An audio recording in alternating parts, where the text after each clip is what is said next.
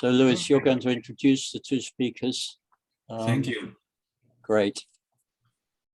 Thank you. Hello, everyone. Good afternoon. Here in Spain, it's 6 o'clock, and it's my pleasure to introduce to you all today to Luis Ángel Saúl and Alejandro Sanfeliciano. Some of them probably know Luis Ángel from previous PCP conferences and events, and Alejandro as well. Luis Ángel Saúl is a certified clinical psychologist and psychotherapist, and he is a professor at the National University of Distance Education here in Madrid, in Spain. He has more than 20 years of experience in research in personal construct psychology and practicing as well. And his main area of application of PCP and constructivism in general has been the assessment of personal meanings in clinical subjects. And he has done a lot of work together with Guillem Feixas as well on the identification of cognitive conflicts, of dilemmas, and so on. And Alejandro Sanfeliciano is a psychologist and doctoral student specializing in the field of methodology, in this case, and maths. And he is currently working as a professor at the European University in Madrid, and is doing his PhD thesis within the Constructivist research group at the Distance Education, together with where Luis Ángel works. The workshop today will introduce an innovative methodology for the study of subjectivity and the construction of identity in the subject related to personal construct system theory and personal construct grids, especially. And the presenters, and I include myself in this case because I've been working closely with both of them and developing these ideas together. We consider that this is a very promising and in fact fascinating line of research, because this combination of fuzzy logic and PCP that we think makes it distinctive, brings distinctive advantages to both of them. And it's a potentially very powerful tool in being able to understand better personal construct systems and systems in general, in fact.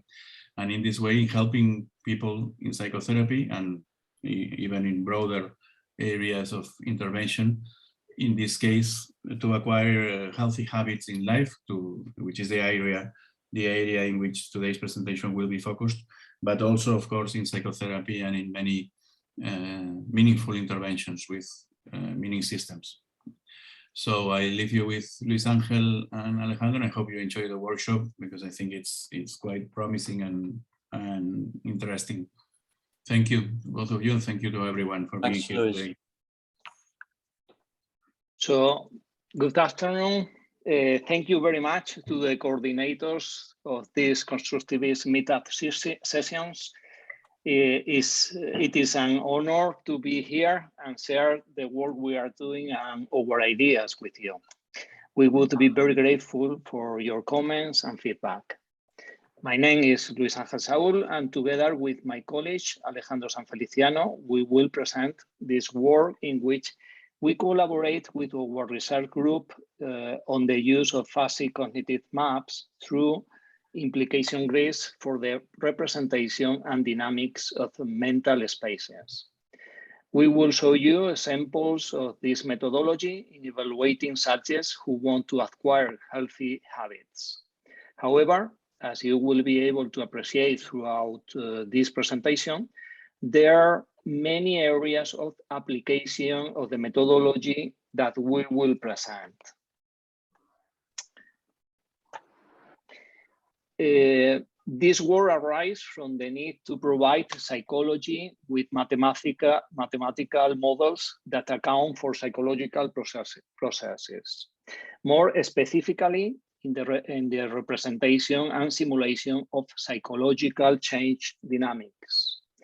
Part of this team has been researching for more than 20 years on the evaluation and representation of personal meaning systems structures, systems that account for constructing a subject's identity.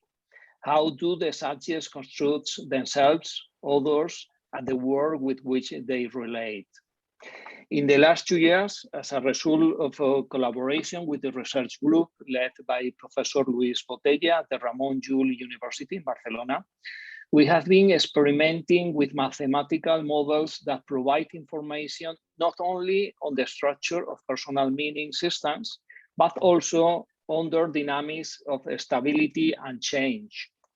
We believe that the line of research open from the perspective that we will present to you is highly innovative, and we are extremely excited about the project. The theoretical framework in which we rely is based on constructivist epistemology. More specifically, we rely on George Kelly's personal construct psychology. My colleague, Alejandro, will introduce you to the mathematical model we are using and the open source software, which is part of the doctoral thesis he's developing. The application possibilities of the model are vast. Also, as an example, we will focus on exploring the world of personal meanings of people who want to acquire healthy habits. Another field of application of the model that we are exploring is the usefulness of the formulation of clinical cases and the monitoring of the process of change throughout the therapeutic process. But before I give way to Alejandro, I would like to introduce you to our constructivist research group at Open University in Spain. Sorry. Can you see the Chrome? Yes. Yes.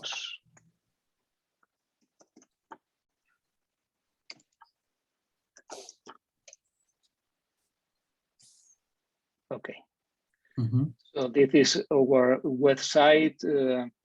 We invite you to visit that, where you can see what we do, our funded project, our videos explaining some of our developments, such as the representation, for example, of mental maps in virtual reality, etc. We are sorry that most of the videos are in Spanish, but if anyone is interested in knowing more about our work, you can contact us.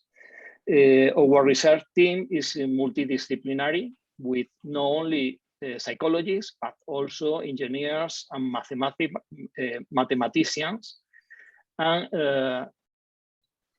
our collaborators in the field of personal construct psychology include Luis Botella, Jesus Garcia, or Mark Hetman.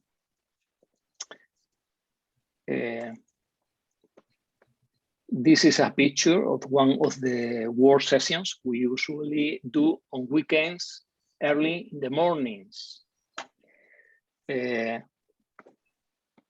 now I leave with Alejandro Sanfeliciano. Thanks, Luis. Can you see my screen? Yes. Perfect. Okay, my name is Alejandro Sanfeliciano, and before we get started with the Grid FCM software, let's explore the mathematical modeling we use to represent the personal meaning system. The first question to solve is what data do we need to generate our mathematical models? In order to be able to work with the software that we will present later on, we need a red grid and in-grid. The red grid will be necessary to know the personal constructs and information about the self now and the ideal self.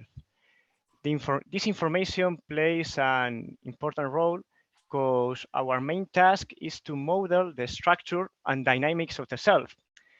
On the other hand, the in-grid will give us information about the relationships that exist between the constructs, a key point for the construction of simulations of hypothetical future scenarios. The grid we need is a traditional grid, the grid that cross-reference important roles of the person, parents, intimate relationships, selves, non grata, with the individual's personal constructs, no matter the scale or the dimensionality of the grid. In the case of the InGrid, will we use the model proposed by Hinkle with some minor modifications. In this model, we take into account the direction and quantification of the implications. If we pay attention to this slide, we can see an example. To understand it, we must read it by columns. Looking at this data, we can see that a change from anxious to calm, first column, will cause the individual to be more friendly. These two grids provide us with the necessary and sufficient information to build the grid FCM mathematical model. The grid FCM mathematical model is based on three main ideas, two of which are well known from the psychology of personal constructs, and the other brings a breath of fresh air to the traditional models. The first idea is to view the system as an n-dimensional vector space, where n represents the number of personal constructs of the individual.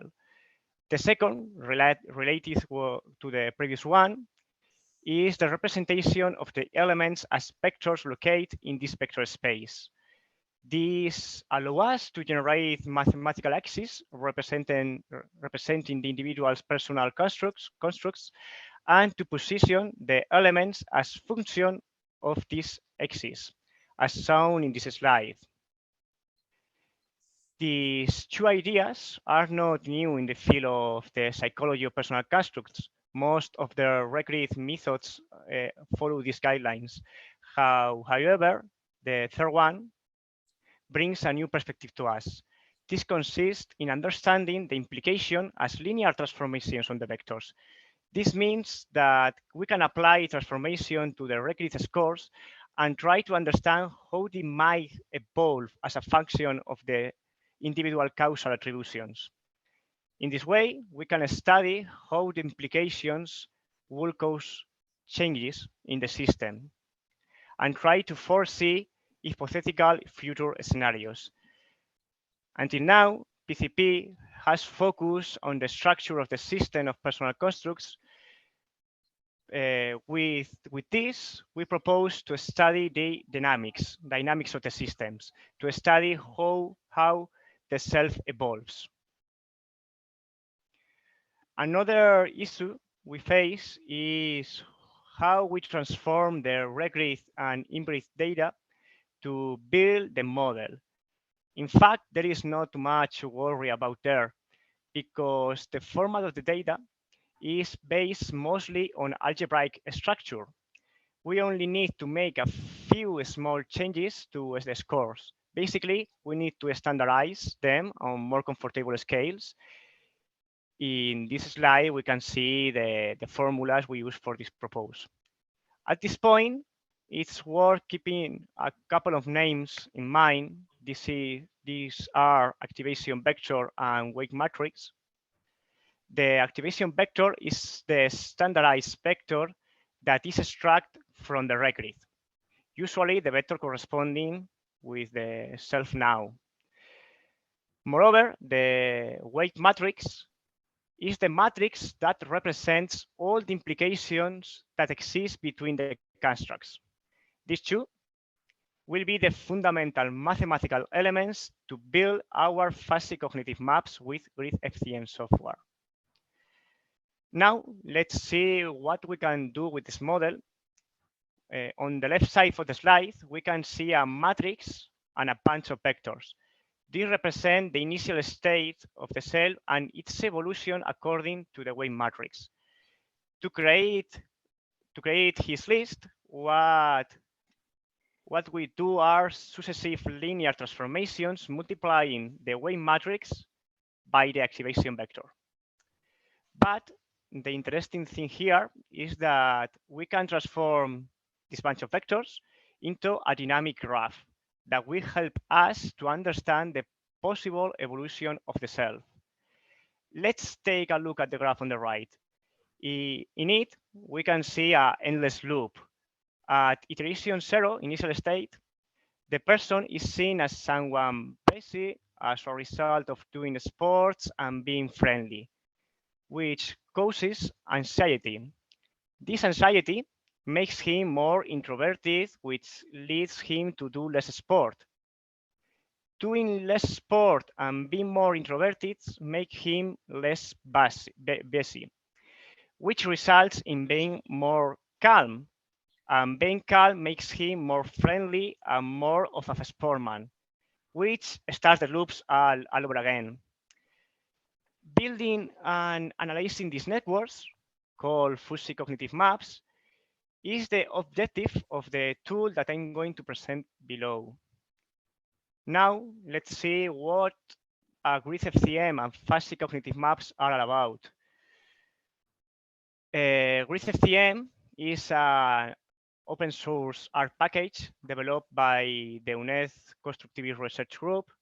This software allows us to build fuzzy cognitive maps like the one we have seen in the previous slide, using a red grid and an in-grid. In addition, it integrates and complements with Mark Heckman R package OpenRGrid. And maybe the strongest point of Grid FCM is the future to create customized reports on the individual centralized system of personal constructs. Before getting into the technical aspects of the software, it seems appropriate to briefly explain the fuzzy cognitive maps. A fuzzy cognitive map is a technique developed by Costco to represent mental space and its flow of causality. In other words, they are mathematical models that serve to predict the behavior of fuzzy elements via graph theory, algebra, and calculus. But the key of this map is the fuzzy adjective, which indicates the non-dichotomous quality of the map, moving away from Aristotelian logic and working with a logic more similar to the logic used in quantum physics, where true or false is more a probability than a statement. But the point here is that this fuzzy logic is ideal for measuring personal constructs. When we talk about meanings, we almost never embrace dichotomous ideas. The human mind is full of grays, in-betweens, and overlaps. A person may be an anxious or a calm person, but they may also be neither or both. This is why fuzzy cognitive maps are an ideal methodology for modeling the meaning system and making predictions about it. Here, I want to tell you that you can find a few papers written by Botella and our team that delves more deeply into how fuzzy cognitive maps fit into clinical application and personal construct psychology. The titles of the papers are shown in this slide in case you want to read them in the future.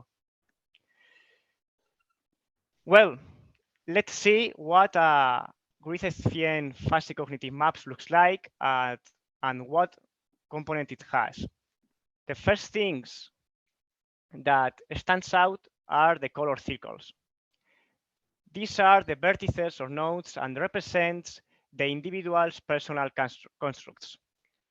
The nodes have three important characteristics: the name, the size, and the color. The name indicates the pole of the construct that is activate the self. The larger the size, the greater the representation of the pole within the self. And finally, the color represents the orientation towards the ideal. Green is a congruent construct, red, discrepant construct, yellow, dilemmatic construct, and gray is a self-indefinition. On the other hand, we have edges or implications. These show us the relationship that exists between the constructs, and we can see that they have a direction, a width, and a color. The directions show us the direction of causality. The width indicates the strength or weight of the relationship, and the color, the quality of the implication, red inverse relationship, and black direct relationship. All this information allow us to see the definition of the self at a glance. In this slide, we have a flowchart describing how Grid FCM works with the data. As I stated at the beginning, the software starts by collecting information from a red grid. From that red grid, it will extract the names of the constructs and two very important vectors, self now and idea self. We will use the information from the construct names to design and apply the Imp grid. Once applied, we extract the scores to calculate the weight matrix. After that, the software uses this weight matrix to gather self now vector, previously transformed to an activation vector, to compute the scenario inference. As a result, we obtain iteration matrix, which if you recall is the bunch of vector we saw at the beginning with the endless loop. Okay, finally, now we just have to represent this data in different plots or graphs, such as the ones have been seen before. At first glance, this process can be complicated or confusing, but Grid FCM takes care of most of these steps. As a user, you just need to enter the data and you will get the report, charts, and the indices you need. Before going to the next slide, I would like to point out that all Grid FCM code is open source and it's supported by other R packages that are also open source, like iGraph, OpenRegrid, Plotly, and Plotly. All code is possible and available for modification. Finally, I would like to show you the possible outputs that can be obtained from Grid FCM. If we pay attention to the indices, Grid FCM will allow us to calculate the density of the map, the centrality of the constructs, the four involved in a chains, and indicators on the evolution of the chains. About the graphic options, we can draw networks that show the state of the self and the ideal, and also a line plot that shows the possible dynamics and the possible evolution of the constructs. We call this PCSD, Personal Construct System Dynamic. These graphs are powerful tools to visualize the structure and dynamics of the system. And perhaps the most interesting outputs are the customizing reports.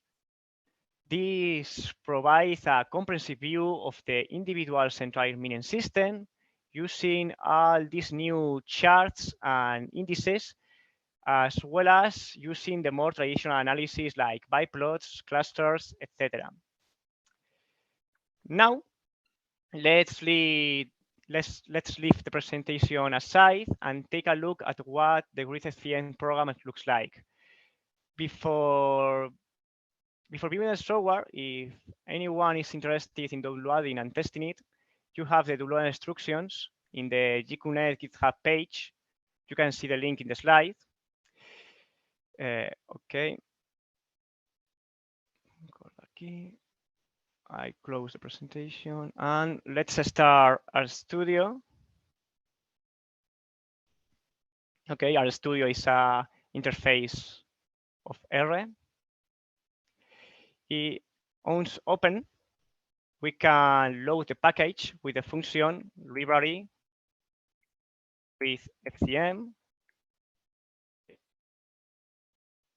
Sorry, library. Okay, function load the package. The first step with the package is import the data. To do this, we can type the following commands.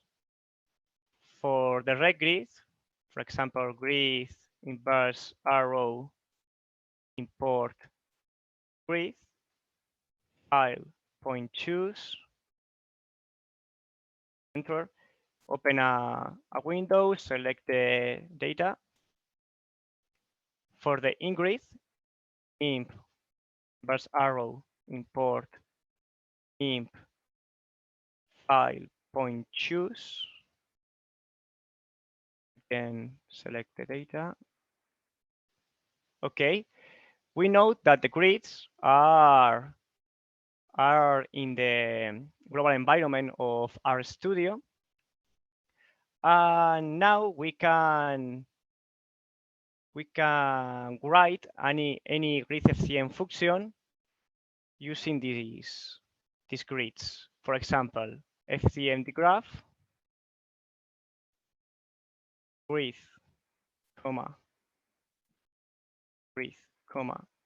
imp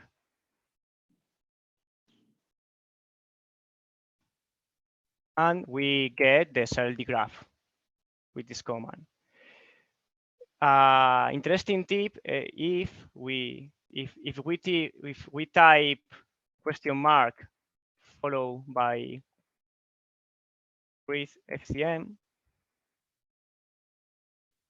okay, we can see all the function of the package and the documentation to how to do the functions. For example, we can see FCM graph, and in this documentation we can see a description, usage, and the arguments, etc. But if we want to get a complete report of the data, we will use the following code: FCM report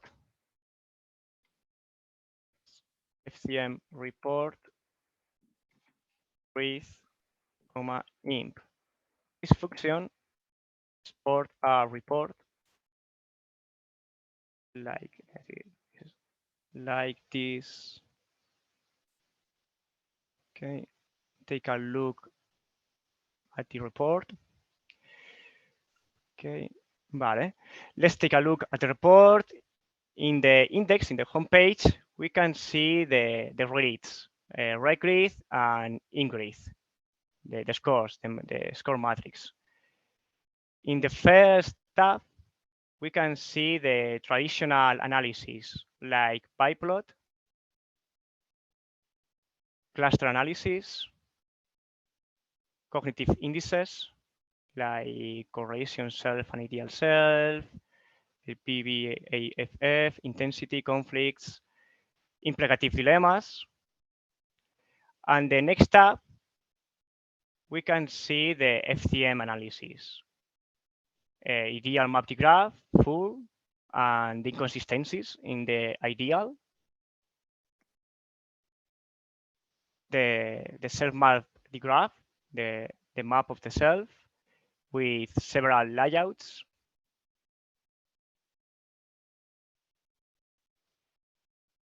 the PCSD plot, personal cost through system dynamics, the evolution of the simulations,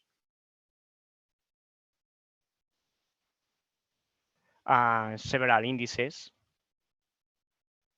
and FCM indices like number of vertices, edges, density, degree, closeness, betweenness, etc. And this will be an example of a standard report created by Grid FCM. And now, thank you for listening to me. And now I return you to my partner, Luis. So thank you, Alejandro. So as you can imagine, the model can be applied to any process in which we want to study an individual's change in the personal significance system. As I mentioned earlier, we currently have 2 lines of experimentation open. The first one focus on the acquisition of healthy habits, and the second one focus on the formulation and monitoring of clinical cases, with which our colleague, Estefania Barrado, is currently developing her doctoral thesis directed by Luis Botella and myself. This is the last article we published in January about acquiring healthy habits. We present the use of fuzzy cognitive maps as a tool for identifying cognitive conflicts that hinder the acquisition of these type of habits. It is an open access article that can be downloaded directly from the journal's website, or you can request it from us.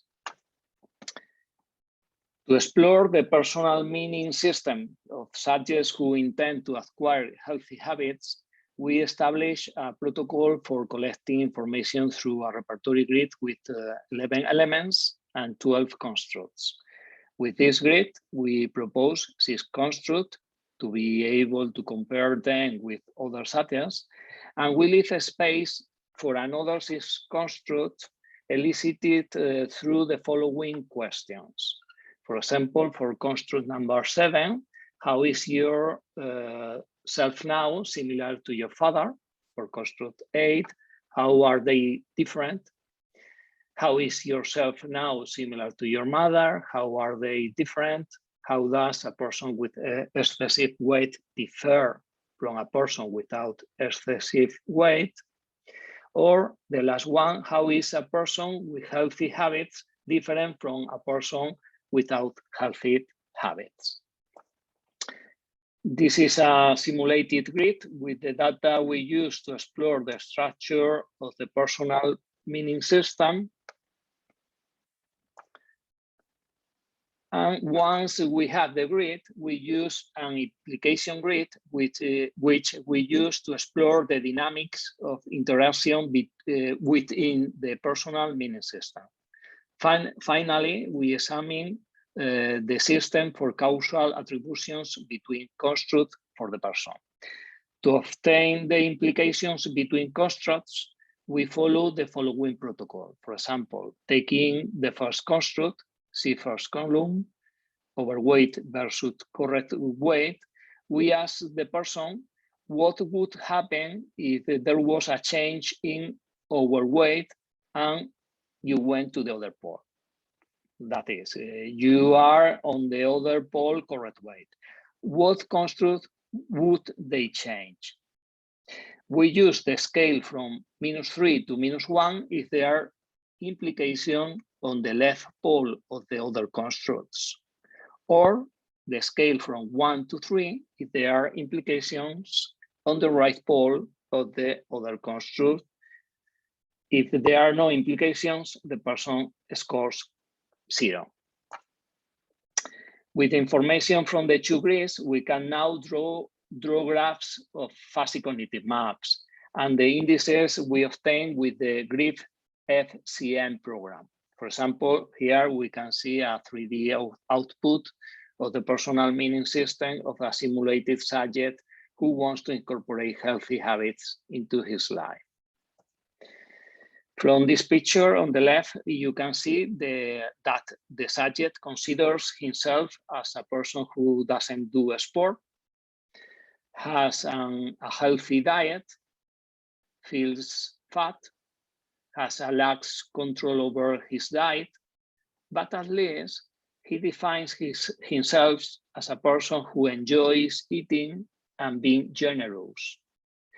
If we simulate the evolution of the system, we can see that most of the constructs are moving away from the achievement of their ideal, located in the lower middle zone of that graph on the left. Let's look at the usefulness of the possibility of simulating the subject's current personal significance system and the dynamics we have established through the implication grid. If we simulate what would happen if we force a behavioral change, the person achieves his desire to do a sport and has a healthy diet without modifying any of the implication of his system. In this case, we see that although there is an achievement of objectives at the beginning, the system returns to a state far from its ideal over time. This gives us clues that the current structure of the personal significance system does not facilitate the acquisition of the habits desired by the subject. By looking at the map diagram of the ideal, we can understand the system's inconsistencies. For this individual, healthy eating, healthy living, and control over her eating are the opposite of the vision or, enjoy eating. This would give us clues to set out an intervention. In this case, the intervention can focus on supporting the desire to enjoy eating, adding the empowerment components that can have a conscious intake. For example, work on mindfulness in their acts of intake. It is only an idea for intervention. What we want to show are the clues that give us these inconsistencies in the hindrance of the subject's desires. If we continue to use the simulation, we can see how the change in these implications show us how the system would allow the subjects, in this case, to achieve his or her desires to acquire these healthy habits. As we can understand, this tool helps both the therapist and the patient to explain the structure of the system of personal meanings jointly, and allows the simulation of possible scenarios, providing visual feedback, which identifies where the difficulties of change are and what are the current implications that facilitate or hinder the achievement of the patient's goal. This is as far as we had got with the development of this tool, and we have a lot of work ahead of us to test more mathematical models to help represent the dynamic of change and to test the fit of these models. At the moment, we have finished collecting data from a research project with more than 800 subjects whom we had accompanied for 3 months to achieve two change challenges that they had set themselves. Our idea is to study how fuzzy cognitive maps can help determine whether or not these change challenges are completed. In future lines of development, we aim, these are our dreams, to create an open access virtual platform that will serve as a laboratory for psychological change. We are working on the development of 2 different computer programs. One is more potent for research and the other more flexible and suitable for clinical work that can be used within the clinical session. On the other hand, we want to continue advancing in the methodology and development of open source tools that help us automate, work with and analyze a large amount of data. For example, with the tools we are currently using, we have been able to carry out massive automated interviews. In 1 month, we have been able to make more than 2,000 grids and more than 2,000 implication grids, automating interviews, data processing, and individualized reporting with R programming. Our challenge is also to be able to achieve good data quality. This concludes our presentation, and we invite your comments and questions. Thank you.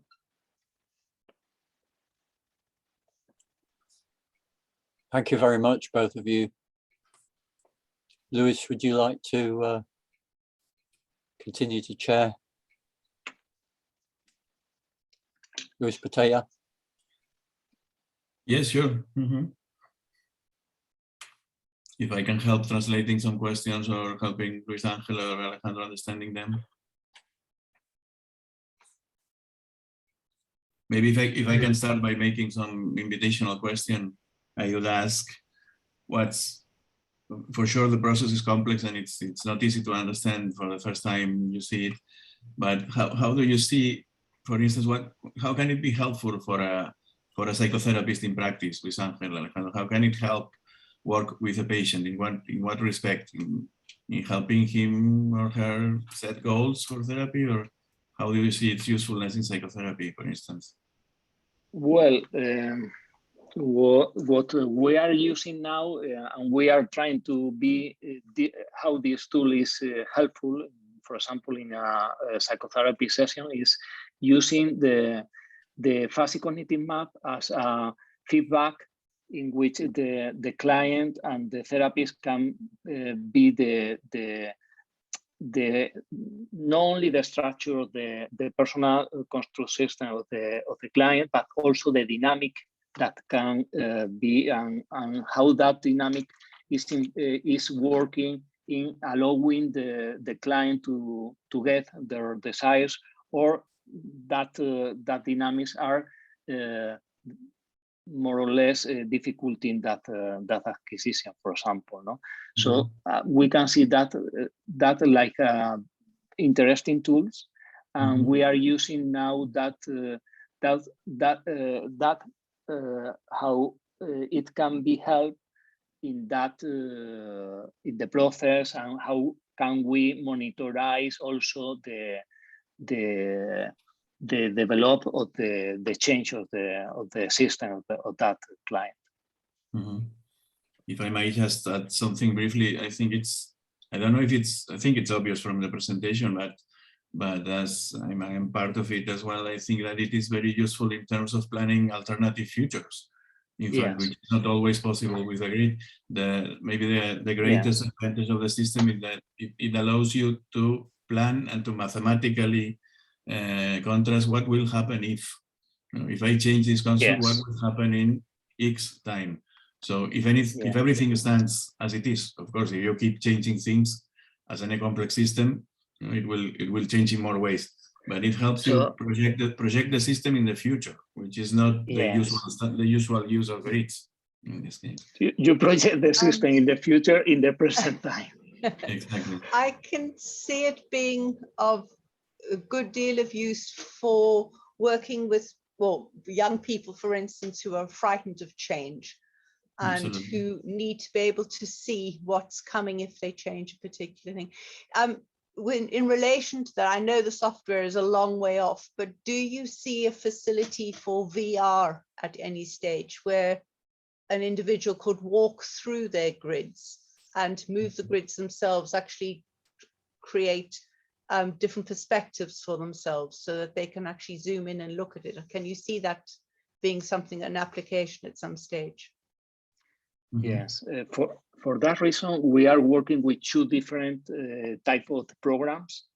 One is like the outputs that Alejandro showed, and that is very complex and very with a lot of data. But we are working in a very more use-friendly and easy.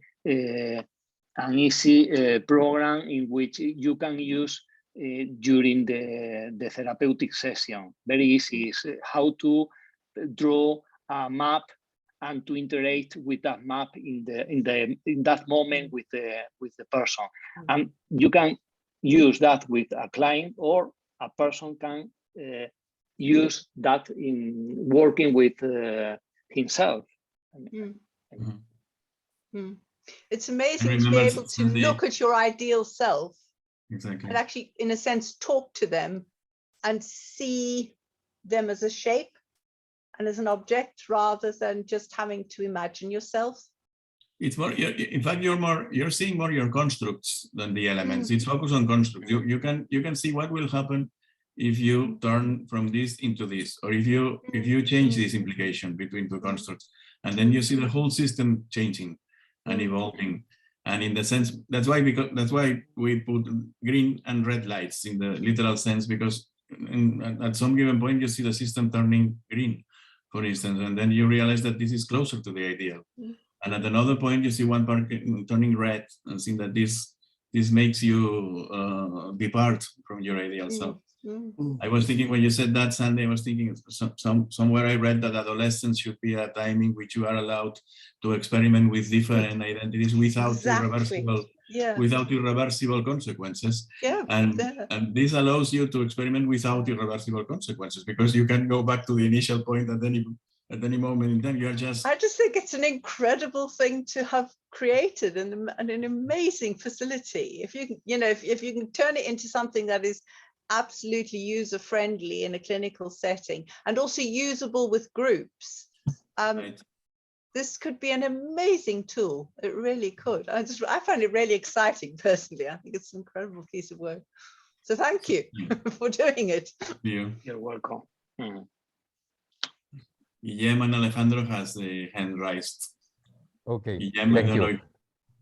Yes, well, I am also very excited about this new development, for which I congratulate all the group, including you, Luis, who made a clarification which was very interesting. I find it awesome, the possibility to project changes in the construct structure according to given possibilities or suppositions that something could change in this construct, what other things would change. Yeah, and I was also going to ask about the virtual reality. I had actually the same question that Sandy Burbuck had, in terms of when you talk of virtual reality, which kind of immersive experience are you thinking of? Because this makes it very similar to Explore Your Meanings, Amy. What you said, Sandy, of exploring, walking around your construct system, in our case, including the elements, this is what Amy does. So I'm curious about your system, Luis Ángel, whether which type of glasses are you using, and if you are thinking of a real immersive virtual reality, or when you talk of virtual reality, you think of something different than virtual reality glasses or headset.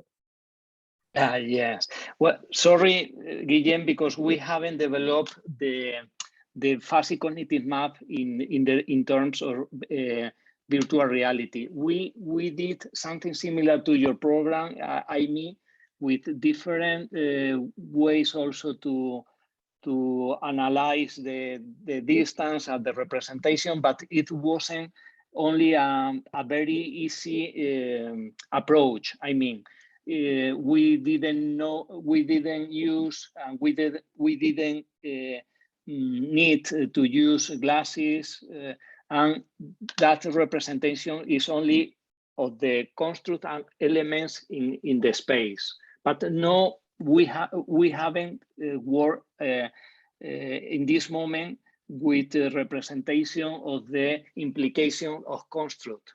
We haven't developed that yet. But is all that in a screen, in a computer screen? No glasses? No glasses. So it's, I wonder why you call it virtual reality, because virtual reality involves immersive experience, and I think this is like a 3D image in a computer screen. And I think this is something a little bit different. Well, these are my constructs. I might be wrong. Sorry. Yes. Sorry. Well, for us, virtual reality is which you can interact and you can travel through the space, moving through the elements, through the construct. But we don't need the computer allows that without glasses. But I think that you're okay with other tools as glasses is more how do you say the word? Immersive. More immersive. That's it. Yeah, that's true. Yes, that's true. Yeah. My question was really referring to an immersive sensory experience where you're actually physically moving between constructs and between implications, rather than only looking at the screen. Now, I'm not saying only look at the screen, because this is still an incredible piece of tech. I was wondering whether you were thinking in terms of moving it, as I say, a long way in the future, possibly, to being able to put it onto an immersive VR platform. Because I can just see all sorts of uses for that, particularly with the kind of groups I work with. I also had a very specific question, is that in all the maps I saw, for example, the word sport as relating to a construct. But for Kelly, a construct has two poles. So you know that very well. So how do you represent the poles? Because for me, it's very different. And also sport to me is, maybe it's not the right example. Maybe I just look at that, but it's very difficult to say, it's very different to say I am doing a sport or not doing a sport, or my attitude towards a sport is different. So it is, I don't know how that a specific person framed that, and I don't know if you captured that from an automated interview without any contact with the person, or did you have any contact with the person to clarify a little bit the meanings that he was working with? Because this makes the whole thing very different. I mean, if you didn't have any contact with the person and the person just used like a Google Forms type of thing, is very different than if you have some sort of face-to-face contact with the person. So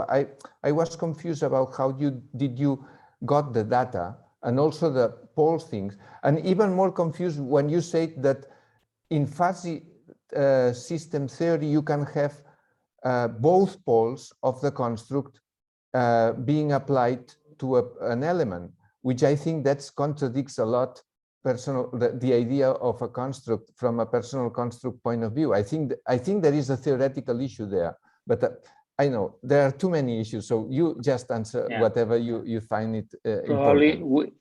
we didn't explain properly. Luis, do you prefer to answer the question of how the pole is represented, because we take in account the two poles of the construct, that is, but the pole that is that you see is the pole that is activated for the self, not the other pole. You can see how the system change over the time. One pole can appear or disappear, it depending if that is activating or not, if you are moving from one pole to another. Luis, do you? Yes. Do you? Okay. I also to add that in this presentation, in this example, you didn't see both poles, because one was missing really. But if you saw, for simplification reasons, if you saw the models we build with clients in psychotherapy, you will see both poles, and it's not difficult to understand. It's one is green, the other one is red, and they are connected by a negative feedback loop, because the more you are one pole, the less you are the other one. And that both poles can be applied to a construct. I think it was not maybe the right way to express it, but I'm sure that Luis Ángel was mentioning that the Aristotelian logic, that if one is A is absolutely non-A, it's not the case, neither in fuzzy logic nor in PCP. You can be partly A and partly non-A. That's why he was saying that both poles can be applied when you're in the middle, for instance, because you're partly one and partly the other one. It would only be non-applicable if the system were absolutely bipolar. And in this case, we're saying that these are dichotomous, so to say. What both fuzzy logic and PCP agree is that you can be gray and not necessarily black or white. And then black is applied to you and white is applied to you as well, 50%. That's why I think Luis Ángel was referring to, not that you can be totally both poles, because they contradict each other. It's only that you can be partly one and partly the other one, which is very logic and very little Aristotelian in this case. Yes, and that is when you are in the middle. For example, the self is in the middle. We have other colors representing that the person is in the middle of the two poles, or when the ideal is in the middle. No, the dilemmatic constructs are represented also as a gray color. So it is probably we explained we didn't explain well that part. The other part you asked, Guillem, was about the getting data. I agree with you because we are developing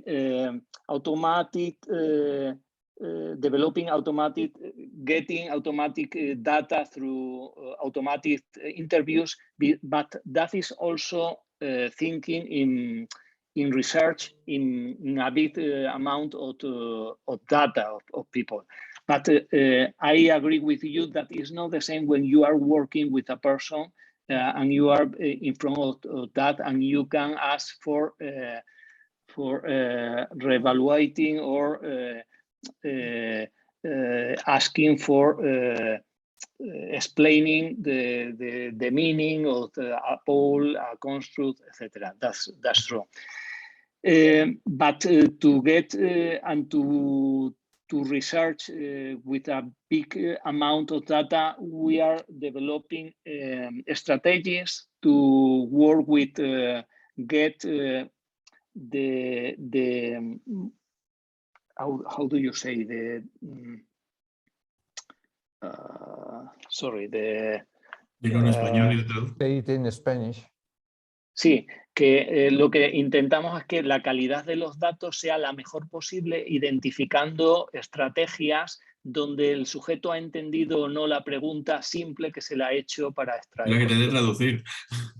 We need to get the best quality of data, trying that the subject, what was after that, take into account that I need to translate.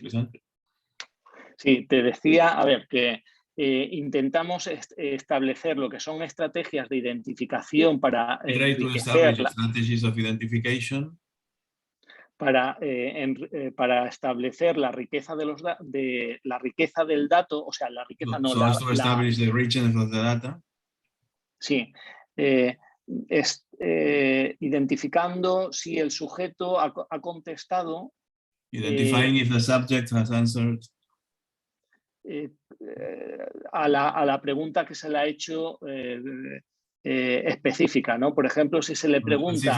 The specific question that he or she was si se le pregunta en qué se parece. Pásate en inglés, Ángel, que si no podré. So, yeah, sorry. For example, if you ask to there are some ways in which we can identify if there are problems with the data. In some cases, for example, if you are asking to the person in which are you different to your father, if the person score you in one pole and your father in the same pole, you are identifying that is not correct, because probably is no understanding, or that person is introducing data without an order. So we can identify some problems, but not all of them. For example, as Guillem said, about the meaning, or what is the meaning of the sport, or why do you use that? In this case, because we were presenting you a research focus in a big population to get data from them, we use a specific construct proposed for the researchers. That construct are the same for everybody. That is not the way in which Kelly elicited construct. I mean, I know, but it's the way that we can use some of that type of construct to compare data from one person to another. But if you saw the data from the clinical studies we are making, it's completely different in this respect. It's absolutely personal, yes. And it's elicited one by one. Yes. Alejandro has also a question. I think you have your hand raised. Yes, thank you very much. Well, thanks for the presentation, and well, it was very interesting, and I think that must be a lot of hard work to make all these different tools you have presented us.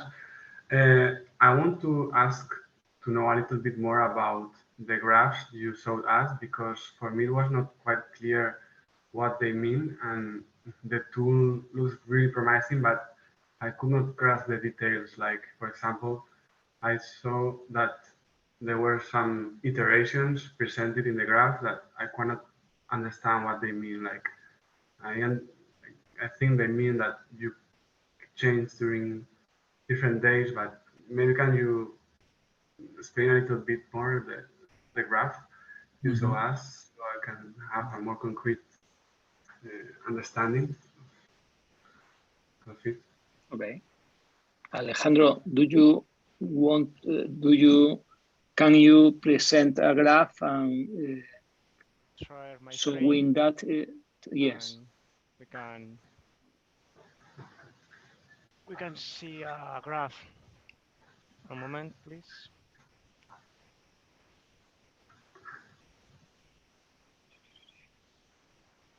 Can you see my screen? No. Yes. Okay. Ideal mapped graph, for example, we saw as the inconsistencies principally. No, we can see here that sportswoman, sorry, has a inverse relationship with calm. Okay, this or socially conscious has also a inverse relationship with calm. With this graph, we can see a clues for interrelation, no? And in the other graphs, yes. Is this related to? Sorry, can I ask something? Is this related to implicative dilemmas and how? Like, is the same methodology because no, it's not the same. Because the implicative dilemmas, its basis in correlations. Okay. And this graph is based in the implication grids. Okay. Okay, it's not it's not the same. Okay. One is grid analysis and the other is in-grid analysis. Okay. And the self-mapped graph, we have an overview of the self. Okay, we can see discrepant constructs. For example, in this case, we can see this person have a bad emotional management, anxious, not sportswoman, irascible, not persistent, and impatient. And this person wanna change these constructs. For the other hand, this person is empathic, wants support, generous, social, open mind, and is congruent constructs. Okay. For example, this layout, we generate clusters. Generate cluster in function of the intimate relationship has the constructs. Where closer the constructs, greater is the relationship, more intimate, no?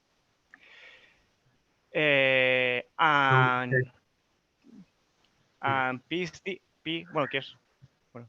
Sí, I would like to ask a question about that. Like, for example, right now, following this example, the person is focused on the present, and that's a congruent construct, so she's okay with that.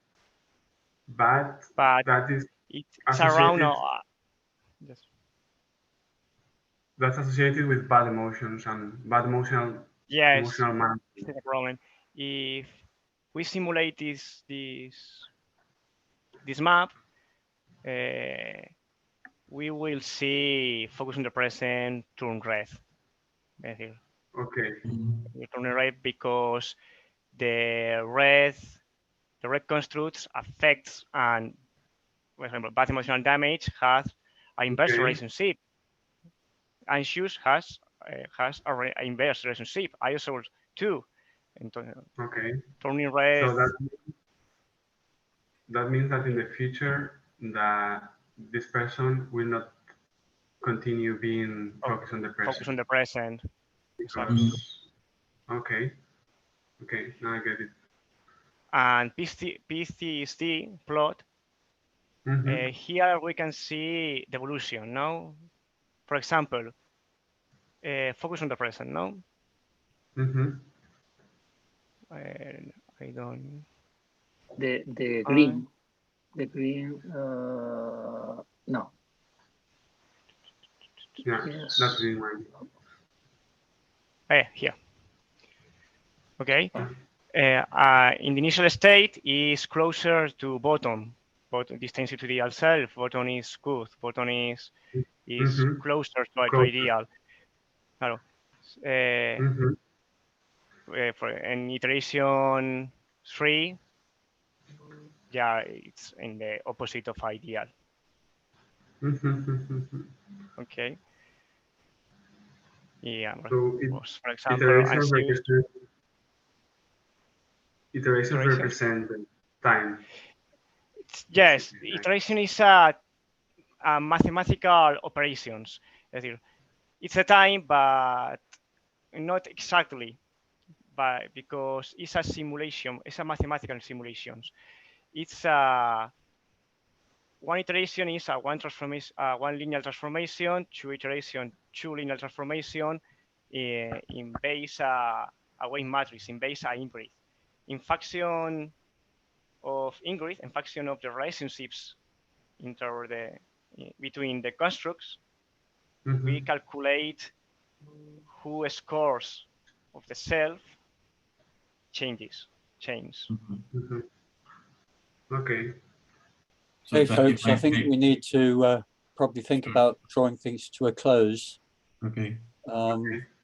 Luis, did you want to say anything else? I was just clarifying something that Alejandro, not Sanfeliciano. Yeah. Interactions are not necessarily a unit of time. Is if you imagine the system when it is stable, you imagine it as a matrix. An interaction is a change in the matrix. So if you change one, if I turn, for instance, angry, what happens to the other constructs? And then this is one interaction. Once angry provokes my being antisocial, then this is another one. So iterations can be days or can be weeks, and not necessarily a unit of time, but the unit of the complex system dynamics in itself. Okay, thank you very much. Now, more clear for me. Thank you. Okay, I'm just sort of conscious that this is the last session of our 15 of the second series. And, you know, it's finished on a high with this incredibly impressive technical achievement here. Being able to move around these grid diagrams and clusters and things is incredibly impressive, and I can see how useful it would be in therapy.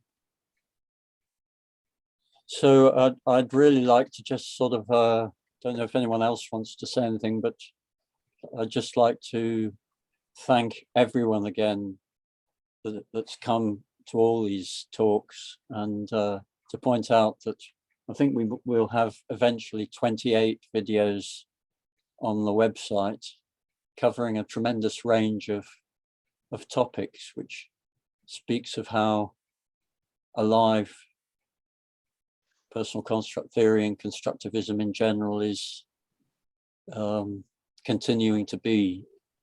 So I hope you'll all tell people about all these videos that we've been making. I'm aware that we're rather behind in uploading the last few videos. Peter and Richard and Ezekiel De Paulo, those videos haven't gone up yet, and that's due to some technical ignorance on my part, which I hope to remedy. I don't know if we'll have a third series. It's a possibility. It's a lot of work, but it's been very fulfilling for me, and I've had a lot of nice feedback about the whole program. Some of you will be in Padua at the conference, I hope. Unfortunately, I can't make it myself. My son's coming over from Thailand to visit us, and that's obviously a first priority. Sandy, would you like to turn the recording off? Unless anyone else wants to make a Jane, would you like to say something? We You can need to hear you. unmute. Sorry, I was just clapping. They're hand clapping. That's all. That Yeah, wasn't a okay. raised hand. It's supposed Good to be hand idea. clapping. Yes, thanks. Thank you. We thank That's all. That's the only one I have that looks like a hand clap. yeah. Thank you, Harry and Michael and Sandy and all the people involved in this meetup series. Thank you for organizing them and the presenters of today. Thank you for their presentation. Thank you very much. Yeah. Thanks to you Thank all. you. Thank I'll see you. you in Padua, some of them.